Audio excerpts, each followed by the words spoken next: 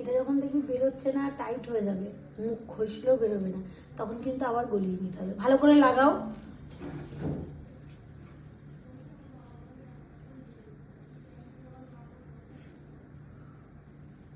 একই জায়গায় দুবার দিচ্ছিস কেন? তারপরে হাত দিয়ে একটু এরকম করে নে।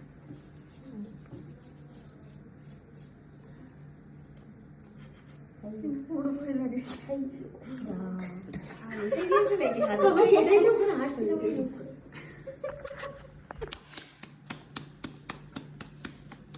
এখনো লাগছে না, টানি